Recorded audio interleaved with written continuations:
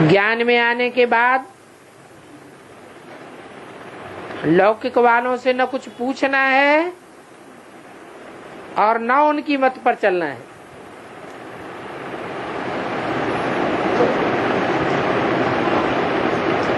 ये तो दो बातें हो गई। ज्ञान में चलना है तो ज्ञान के रास्ते की तरह चलना चाहिए, दुनिया में चलना है तो दुनियावी रास्ते पे चलना चाहिए। तोड़ निभाने वाली बात अलग है। उसके लिए बता दिया कि दो नावें हैं, लौकिक नाव और अलौकिक नाव। लौकिक दुनिया की नाव पर हमें बुद्ध रूपी पांव तो रखना है दिखाने के लिए, लेकिन ज्यादा दबाव नहीं डालना है। बुद्ध रूपी पांव का दबाव किस तरफ होना चाहिए?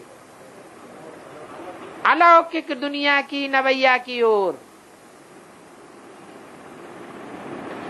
लौकिक नवैया का दबाव अगर छूट भी जाए तो कोई चिंता नहीं। जब तक हो सकता है तब तक तोड़ निभाना अच्छा है, क्योंकि हमारा लक्ष्य है सभी आत्माओं को ज्ञान में खींचने का। और हमको वरदान भी मिला हुआ है, खास करके एडवांस वालों को, कि हमारा पूरा का पूरा परिवार ज्ञान में चलेगा। तो जब हमें मालूम है कि चलेगा तो हम उनको अपनी तरफ से छोड़ कैसे सकते हैं? बाकी हम उनकी मत पर चल पड़े, ईश्वर की मत को छोड़ दें, ये तो असंभव है। ईश्वर की मत को अगर हम छोड़ देंगे फिर तो ना हम ना इधर के रहेंगे और ना उधर के रहेंगे। फिर तो समझो नई दुनिया हाथ से खिसक गई। जैसे दुनिया को मरना है, खलास हो जाना है, कब्रिस्तान में कब्र दाखिल हो जाना है, ऐसे हम भी कब्रिस्तान में कब्र दाखिल हो जाएंगे।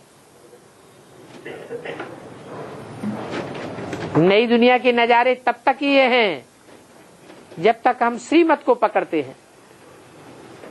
श्रेष्ठ ते श्रेष्ठ मत किसकी है? श्रेष्ठ ते श्रेष्ठ मत देने वाला कौन है? और वो भगवान बाप ही है। ये बात जिनकी बुद्धि में बैठी हुई है, वो लौकिक दुनिया वालों की बात क्यों मानेंगे?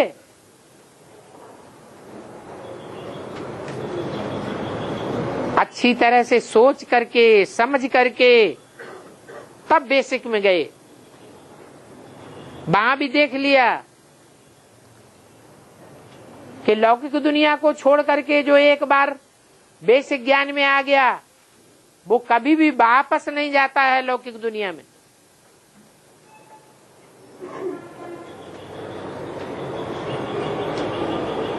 बहुत थोड़ी परसेंटेज के लोग हैं जो ऐसे बेवकूफ होंगे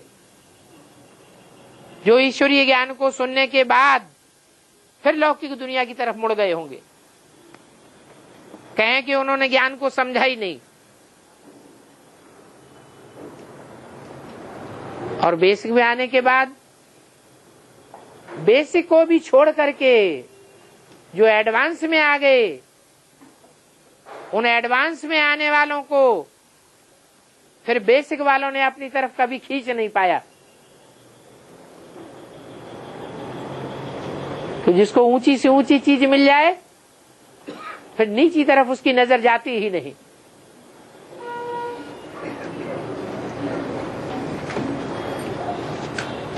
तो ये विशेष ज्ञान मिला, विशेष रूप में भगवान का पार्ट पहचानने के कारण हमको भगवान मिला, भगवान की मत मिली। प्रैक्टिकल अनुभव भी होता है कि हमने जो पाया वो किसी ने नहीं पाया। लेकिन पाने का आधार क्या है? श्रीमत।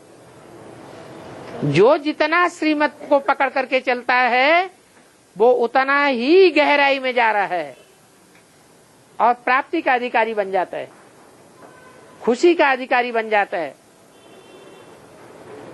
श्रीमत को ही ज्ञान कहा जाता है, डायरेक्शन कहा जाता है।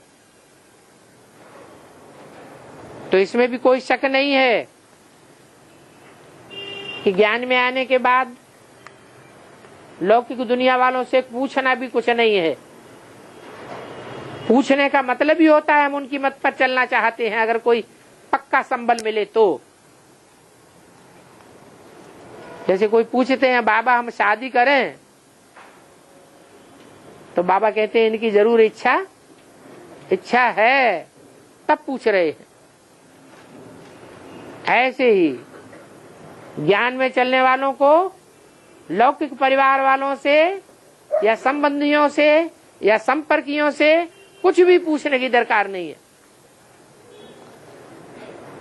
इतना मतवाला होकर के चलना चाहिए। और अगर वो अपनी तरफ से मत दें भी तो उस मत पर ध्यान देने की दरकार नहीं है। चलना तो दूर रहा, इतने निश्चय बुद्धि होकर के अगर हम चलते रहे हैं तब ही प्राप्ति के अधिकारी बनेंगे।